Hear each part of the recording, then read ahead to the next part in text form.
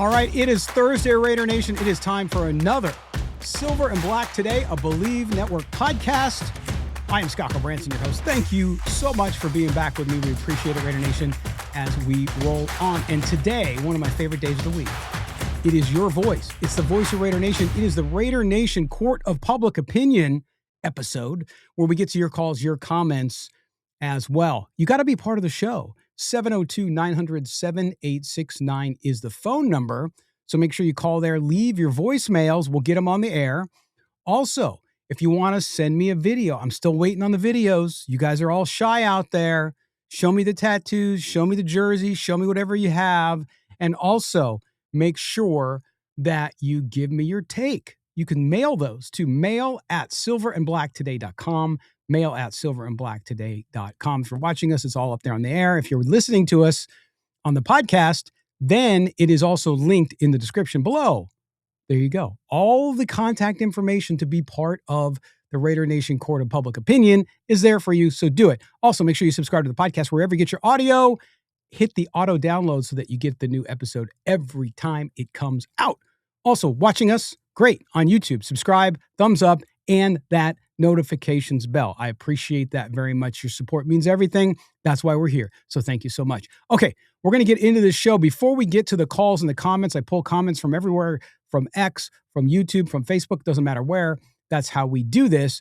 But the calls and the videos where we want you to go. But we're going to lead with some notes. Of course, yesterday, Wednesday, was a day off for the Raiders in camp, so no news trickling out there.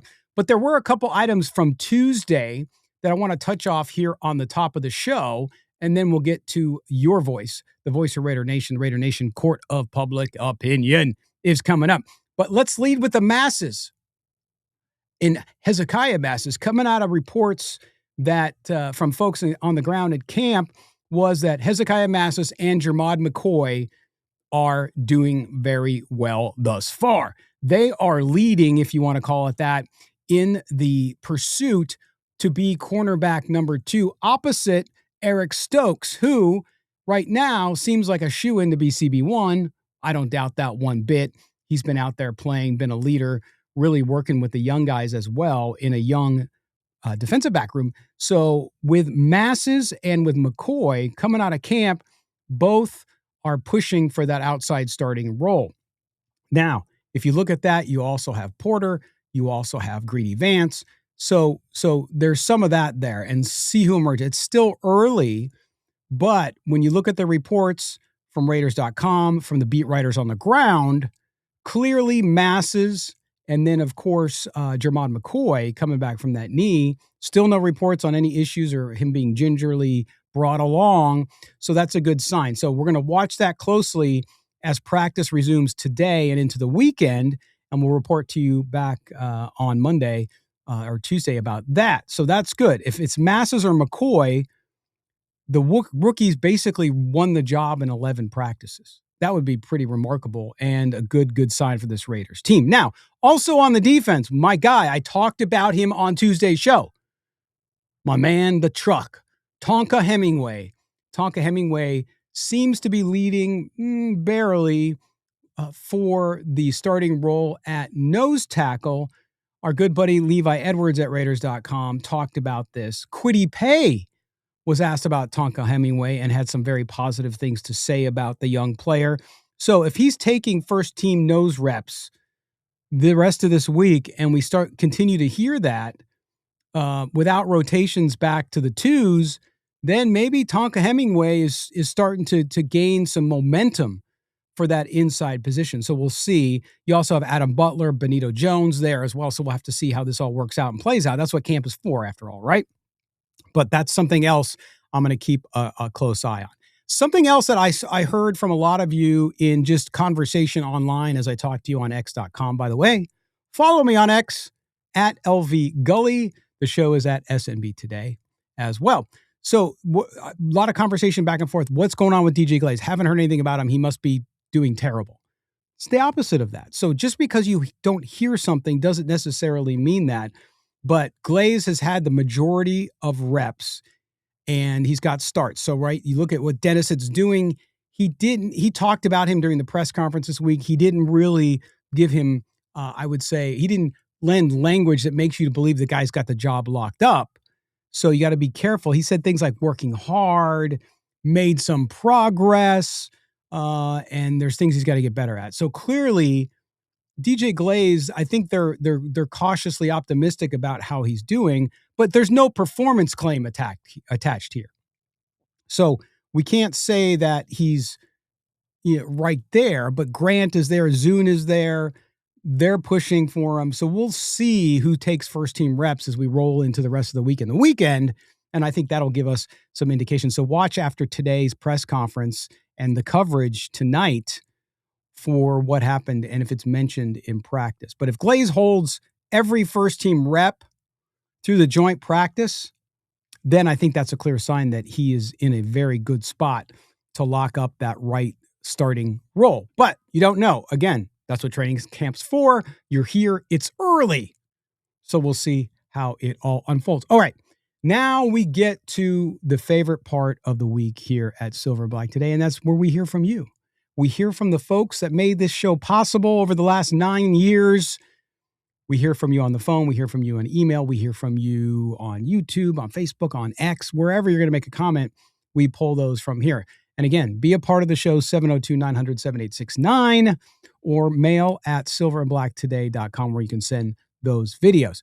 And we're going to start it off with one of my favorite callers that has been with us for the last several years, always calls in, always has good takes, has even come on the post-game show.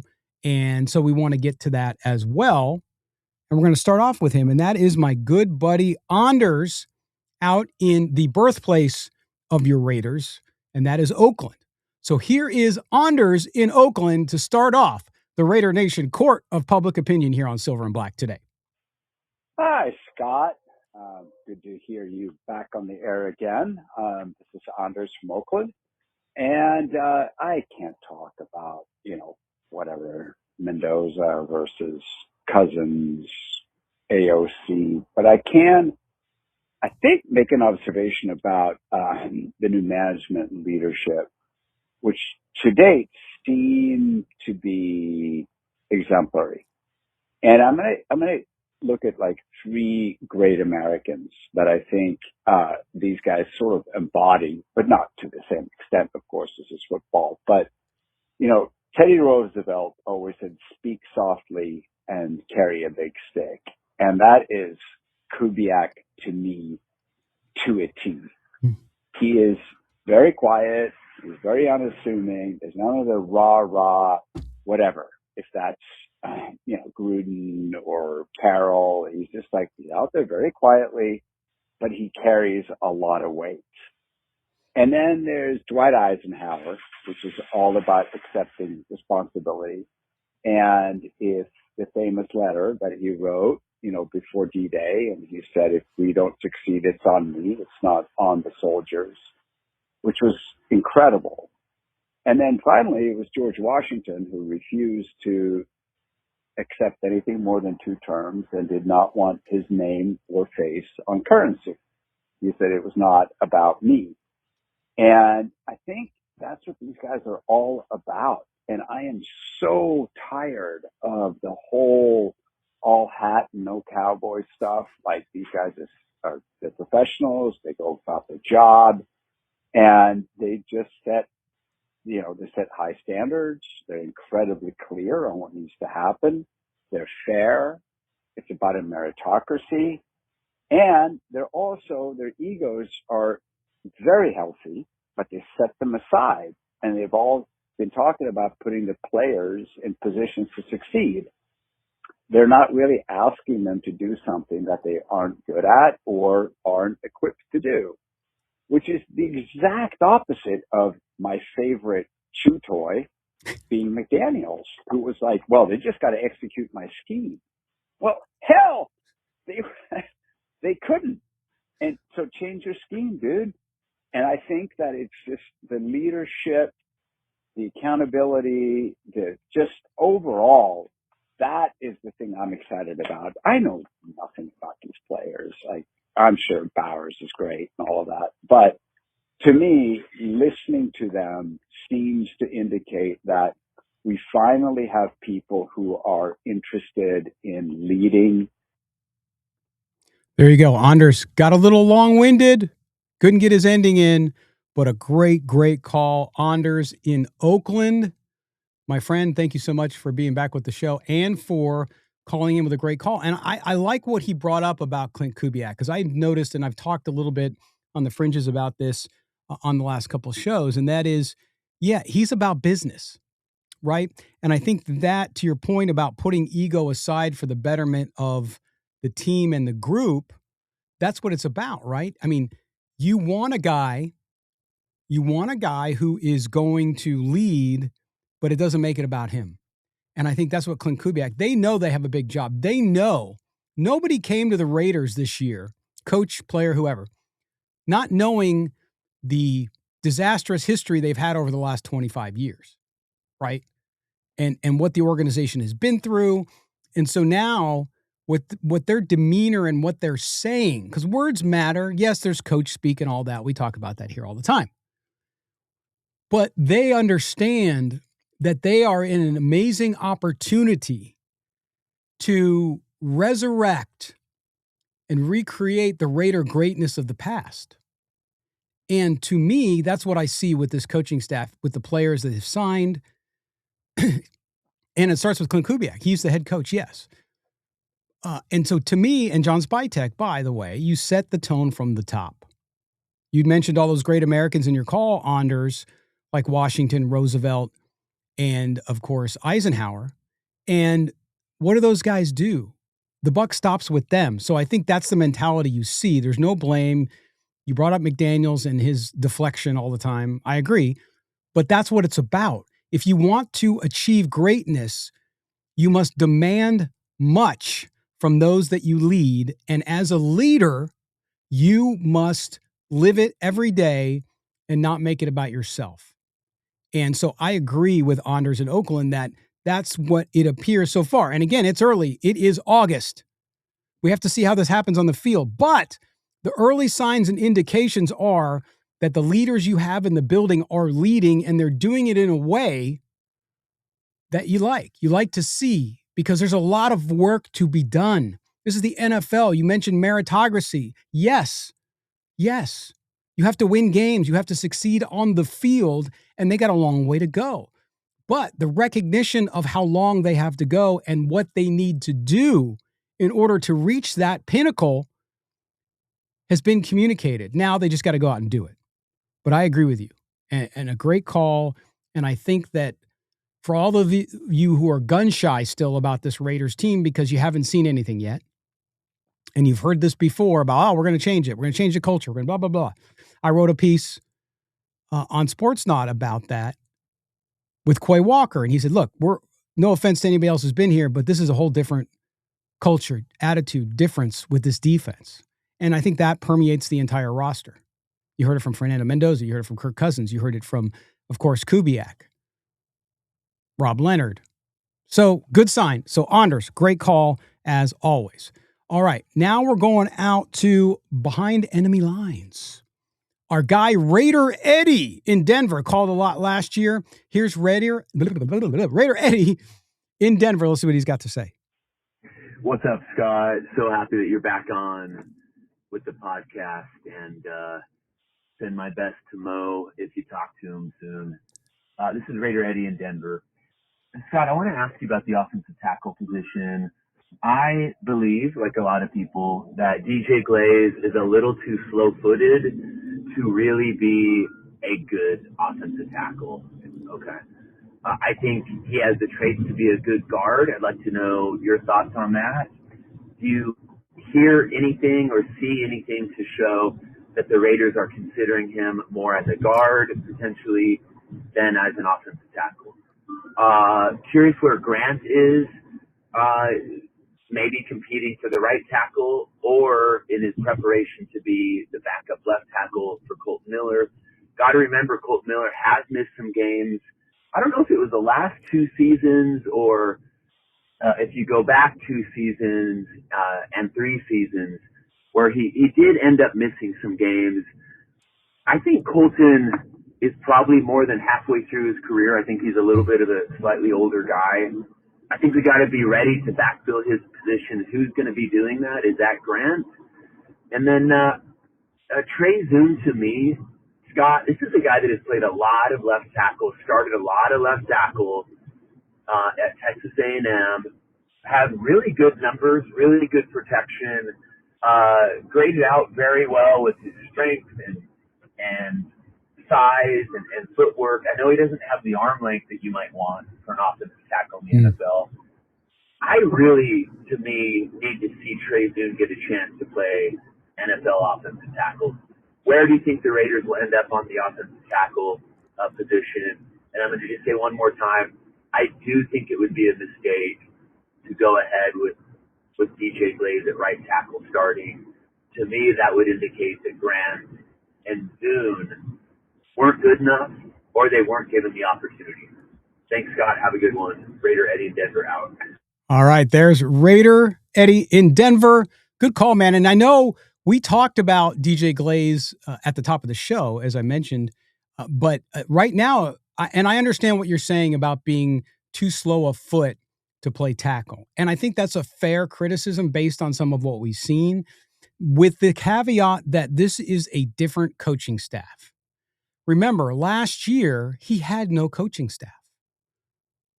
He had a nepotism baby coaching him. And there was no improvement on that offensive line other than organic improvement, meaning the players with some talent on their own got better in some areas, didn't in others. So if you trust what we're hearing out of camp so far, DJ Glaze doesn't have that left tackle position locked up by any means.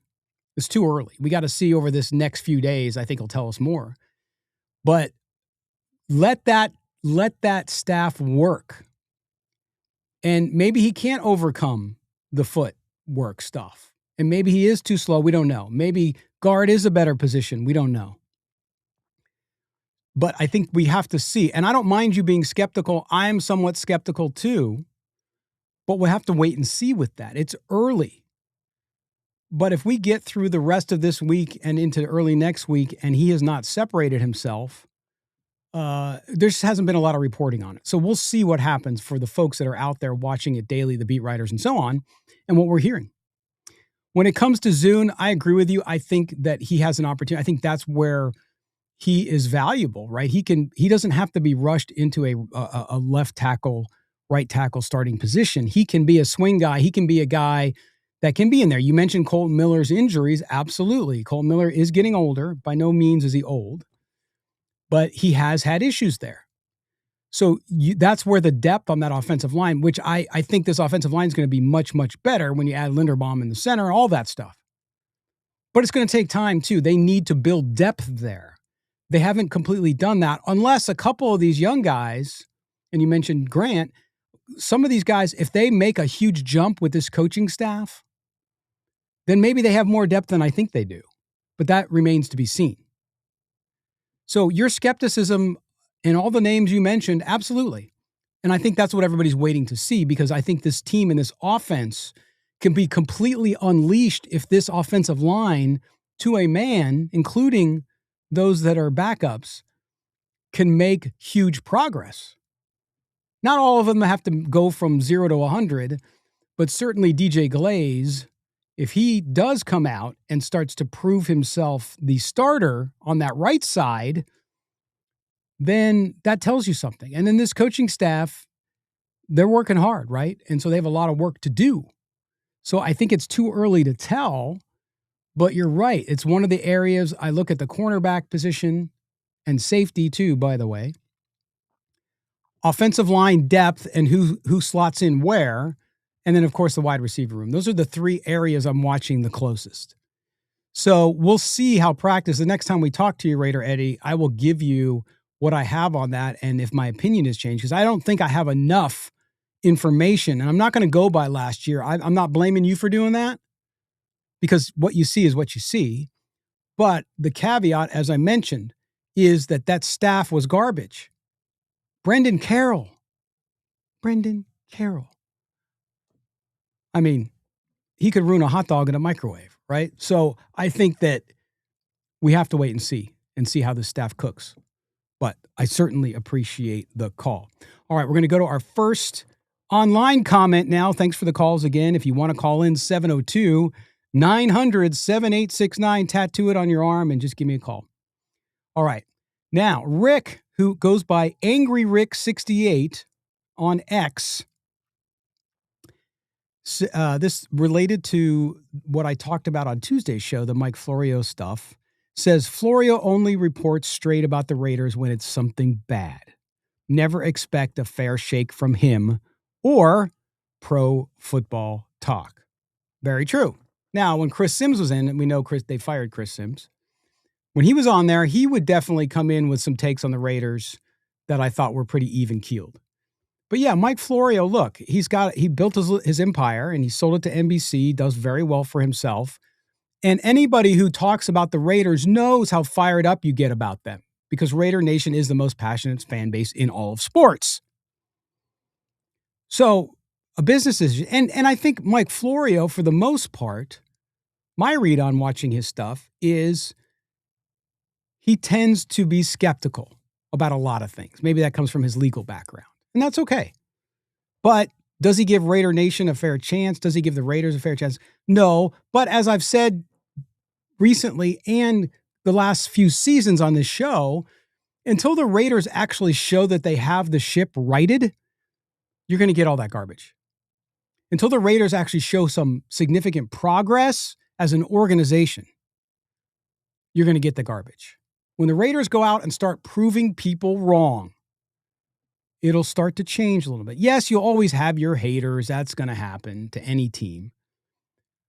But with the schedule this year, how difficult it is early on, if the Raiders somehow get to Halloween at 4-4 or something like that, then you'll start to see people change their tune because then they're going to want to tap into your happiness in Raider Nation instead of your misery. So I get it. And Angry Rick, who wasn't really angry in his X post, but nonetheless, thanks, Angry Rick. Appreciate it. All right, on to the next one.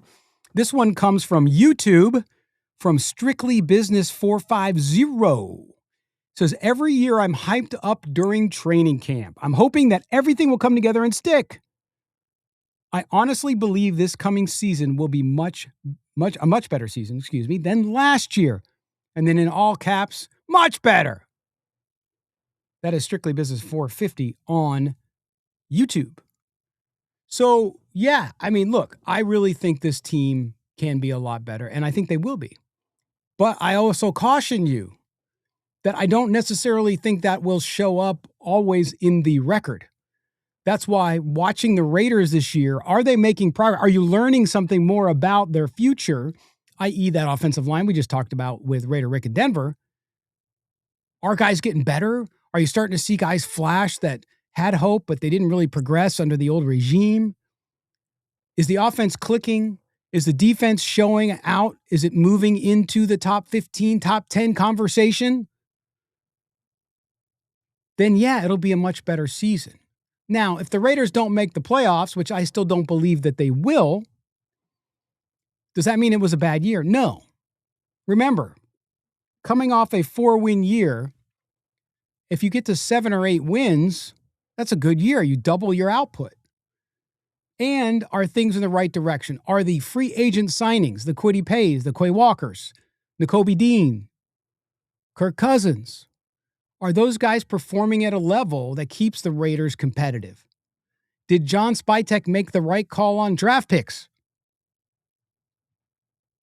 Is Jermon McCoy healthy? Is he contributing? Is Traydon Stukes contributing? Right? Mike Washington Jr., is he getting snaps and spelling Ashton Genty and making plays? Is Tyler Linderbaum paying off? To me, that's what creates a good season. Are you seeing the Raiders? Are you seeing their moves that they have made drastic improvements? And if the answer is yes, then it is going to be a much better season, and I believe it will be. Call me glass half full. The Raiders still have a lot of question marks. They still have a lot of work to do before they reach a point where I say, wow, this team could compete for an AFC West title, or they could compete for a playoff spot. But a much better season, I agree with you. So thanks for your comment up on YouTube. If you leave a comment on YouTube, I will take it from there. Don't forget to subscribe and hit that thumbs up and notification bell if you're watching us there. Whew, I love it. So far, good stuff. All right, now we go back out to YouTube. Get a lot of comments on YouTube, by the way. This is from, I'm going to go with RYRYR7. He says, Cousins is the most faux successful quarterback in the history of the game. Not a Cousins fan, I guess. He has the most inflated, phony stats of any quarterback ever. So yeah, throw him out there and let the kid get his feet wet. If you look at all the best quarterbacks in the last 20 years, virtually all the ones that have sustained success and played back up a bit. Brady, Rodgers, Breeze off the top of my head versus one right in there, Mariota, Winston, just a few. There's dozens more. So, our guy here is not a fan of Kirk Cousins. But if you look up the numbers, and I responded to him on YouTube, by the way. If you look up the numbers, Kirk Cousins' numbers are very close to Matt Ryan. They're very Phillip Rivers-like. And I know how you feel about Phillip Rivers, but I'm just saying, so to say he's faux successful, has he been successful in January? No. Big knock against Kirk Cousins. Can't win in the playoffs. Got it. Fair criticism. But to say that he's fake successful, yes, stats are stats. We got in this conversation for years over Derek Carr, right? But I think you're being a little too hard on him. I don't think you look to Kirk Cousins to be the second coming of Tom Brady or any great quarterback. Remember, he is a bridge quarterback. You need him to help get the offense going. You need him to help make you competitive. I don't think anybody in Raider Nation thinks Kirk Cousins is going to lead you to the promised land. But if he leads you to 8 wins in the first season, after winning 4 last year, or even you win 7 games, and he's not turning the ball over, he's not getting injured, and Fernando Mendoza is behind him, watching him and learning from him, that's a very good thing. So I don't see anybody in Raider Nation, to your comment, I don't see anybody being, oh, Kirk Cousins, oh, this is the guy. No. He's a very good quarterback. Great quarterback? No. But if you thought Matt Ryan was good, some of the other comparisons that are out there, if you look at his numbers, you look at his record and all that stuff, that's what the comparison is. Matt Ryan didn't win in the postseason either. I'm not saying the guy's a Hall of Famer, although his numbers sneak up on that, but no way. So when you look at Kirk Cousins, realize what his purpose is. Right? Because if everything goes perfectly and swimmingly, Fernando Mendoza is legitimately competing with him in year 2 to start, or Kirk Cousins has one nice year in Las Vegas and he's out and it's Fernando Mendoza. So that's where we're at. But anyway, I appreciate your comment there as always. So thank you so much for that. All right, on to the next comment. This comes from Las Vegas Ranger on YouTube. It says, just got back from training camp today. It must have been a couple days ago. It was Monday. First padded practice. Hezekiah Masses was all over Dante Thornton. I didn't see Thornton catch a pass going against the DBs or during scrimmage. I may have missed a play or two, but from what I saw, 0 catches. He may have just had a bad day. Cedric Jackson looked better than he did. That's Las Vegas Ranger up on YouTube. And we go back to the wide receiver conversation. Dante Thornton Jr., a lot of you have told me, dude, he had a bad year last year. Give him an opportunity. He'll do fine. He may. We don't know. But as you heard there from Las Vegas Ranger, who's out of practice, and he just saw one practice. You can't indict a guy for not having one good practice. But Dante Thornton Jr. is not out there making reporters write about him. We don't hear anybody talking about him. We don't hear Kirk Cousins. We don't hear Mendoza. We don't hear anybody talking about him. That doesn't mean he's not progressing. So we'll see. Again, it's early. We have to find out what happens. But Cedric Jackson, yes, we've heard more about him and what he's doing. So we'll see. And I think Dante Thornton, if he makes it, is a 50-50 shot. When he does get opportunities to catch the ball, does he catch it? 17% drop rate last year. Does he catch the ball? Is he separating on the routes, which is so important in this offensive system? That's what we have to see. So I think it's still undecided. I want to give the guy a fair shake. I'm not saying he won't do it, and I'm not saying he will. And I'm not saying in the middle. I'm just not convinced.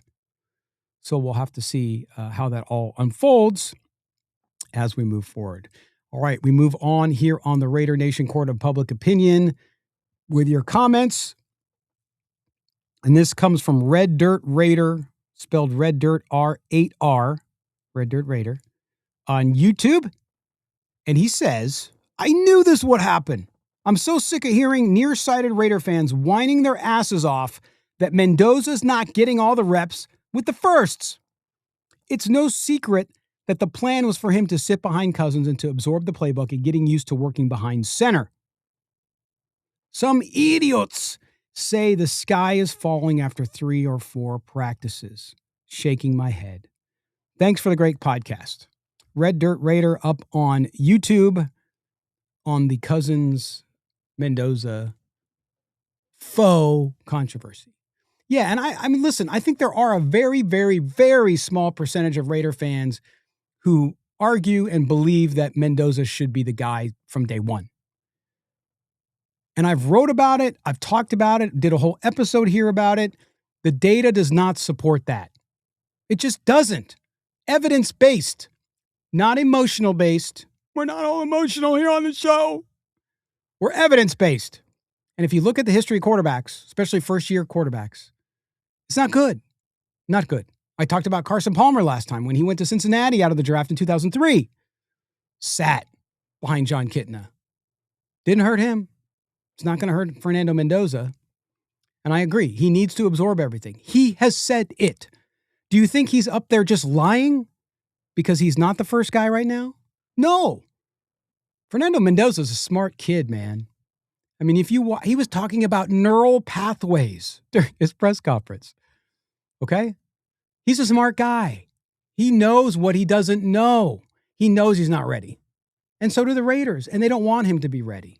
They want to see progress from him. They want to see him grow. Klint Kubiak said it himself. So, no hurry. Nobody's in a hurry. It's not TikTok. You don't TikTok your quarterbacks, right? You let them develop. You let them cook. And when he's finally good and you see the nice golden crust, you take him out of the oven and there you go. And Fernando Mendoza will get there. And we'll see how he does. We'll see how fast he does. After the bye, week 13, probably the best chance to play, depending where the Raiders are. But even then, they might not play him. I'm all for him sitting the entire year and not taking a snap unless it's in mop-up duty when they're up by 25, 30 points or something like that, just to get some live game reps. But we'll see. If he doesn't take another snap, it wouldn't surprise me. And it doesn't take a snap in a game, that is. This year, it wouldn't surprise me, and it wouldn't concern me. People like Florio and those guys, they'll use it. Oh, see, he can't even get on the field. Raiders are out of the playoffs, and they won't even play their number one quarterback. That tells you what they think of him. Nah. Stay on the track. Play according to your plan, Klint Kubiak, John Spytek, Tom Brady. That's what they need to do, and that's what I think they will do. So, all right, thanks for your comment there, as always. Now we go out to Michael Turner 3761, longtime viewer of the show. And I chat with him all the time when the show's on YouTube. He says, been watching you from before Odyssey. So this is going back 2018. Didn't like you much at first. But after 5 years, you seem like an old friend. That's Michael Turner 3761 on YouTube. Michael, 2 things. And I think I responded to you up on YouTube. 2 things. Yes, I'm old, but no. Old friend, I certainly appreciate that. I appreciate you watching and being a part of the show, number 1. Number 2, didn't like me much at first. That's how my wife was. My wife didn't like me either. And then now, 30 years later and 5 kids later, we're still together. So yeah, I grow on you. And there's some people who will never like me. And I'll tell you, a quick aside, a life lesson. Not everyone will like you. Doesn't matter who you are. You could be Mother Teresa. You could cure cancer, and there's still going to be people who don't like you for whatever reason. Again, some people won't listen to the show, watch the show for 9 years because I grew up as a Charger fan. originally, right? Oh, well, I listen to anything you say. Oh, well. But anyway, Michael, I appreciate the comments and I appreciate you watching. And we certainly love having you back with us here on the show. And for now, I grew on you. Hopefully you don't grow out of me, but we'll see. All right, now we're going to go to our final comment here on the Raider Nation Court of Public Opinion here on Silver and Black today. This comes from Omega Supreme W Cheese. So I'm going to say Omega Supreme with cheese, not quite the Royale with cheese for you movie buffs out there. Drop your comments if you know what movie that's from. But here's what Omega Supreme with cheese had to say. I'm not sure what everyone expects. Of course, Cousins is better at running the offense. He's a good quarterback. Still has tangible skills and operating at a higher level. The issue is Kirk is old, and one hit could put him out half the year. Fair criticism. Just age is age. He continues to say Mendoza will be a good quality quarterback. Kirk knows Mendoza is the future. It's fine to let Mendoza bake in the oven. Wow, same analogy. For a season till he's ready. And I will add, we all remember how Tom Brady got his start. He was the backup for an aging Drew Bledsoe, who then went down with injury, and Tom took over. Wow, wait a minute, Omega Supreme with cheese. Are you telling me that Tom Brady remembers something from his own career and learning from being a backup quarterback before becoming the most dominant quarterback in the history of the NFL? That guy, what does he know? Tom Brady, idiot. Of course, I'm kidding. But no, you bring up all the points that we've been talking about here, right? Which is, yeah, let Mendoza cook behind the scenes. Get ready. Because when they turn the building over to Fernando Mendoza, all that pressure comes on his shoulders. All the pressure of being a starting quarterback of a franchise like the Las Vegas Raiders comes to bear. But you got to build that foundation. I go back to the house analogy. It's a little sandy right now for Fernando Mendoza. He's learning. He's learning how to play under center. He's learning the offense. He's learning the speed. He struggled on Tuesday. We saw that. What did you expect? I don't know about you guys, but anytime I learn something new, I've been learning a couple new things recently. It's hard. It's hard at first. No matter how good, smart, talented you could be at whatever you do, when you start doing something for the first time, and yeah, I know he played college football. It's not the same. It's not the same. It takes time. Let him build his foundation so that when he's got that nice concrete foundation to his game and his ability to play under center and recognize NFL defenses and get to know his offensive line and the players around him, his weapons, then you can start to put the walls up. And then eventually you put the roof on and the storm comes and he's able to weather that storm, right? That's what has to happen with Fernando Mendoza. So I agree with you. Nonetheless, I've been saying it over and over again. And again, it's a very small minority of Raider Nation that thinks that way, that thinks Mendoza should be in there already, that's impatient because they bought his jersey or whatever it is. And then you have some outside media who don't know much about the Raiders, don't cover the Raiders very often, and they will come with that take too after a few games. Or if Kirk Cousins throws 2 interceptions in game 2, it's time to turn. See, they drafted the guy number 1 and they won't even put him in. Just get ready for it. Don't let it surprise you. Don't let it make you angry. It's gonna happen. It's gonna happen. It's already happened. And they've been in camp for less than a week or about a week. So that's what you're gonna hear. But just get used to it. Just let it go off your back and let Fernando Mendoza work his ass off to become the Raiders starting quarterback eventually. That's all you have to do. That's it. But I want to thank everybody for their phone calls and their comments. Invite you again to be part of it. Call in. Numbers always listed below in all the descriptions, as well as email your videos in to mail@silverandblacktoday.com. All right. We appreciate that. Also, remember to subscribe to the podcast wherever you get your audio. If you're watching us, thank you. Love you watching us. But at the same time, do us a big favor. Make sure you subscribe on the audio side so when you're on the treadmill or you're walking the dog or you're on your way to work, you can listen to the show too. For some reason, if you didn't watch it, you can always listen to it. And by the way, it helps us significantly when you subscribe on the audio side. So thank you so much. Keep the show going on the Believe Network. So we appreciate that very much. All right. That's going to wind it up. We are going to be watching camp the rest of the week, very closely into the weekend. Make sure you go check out silverandblacktoday.com or sportsnaut.com, where you can find my written work. I'll be reporting the next couple days on what's happening on camp, and then we'll be back with you early next week here on the podcast. Thanks to the YouTube audience, wherever you're watching us. Make sure you subscribe there as well.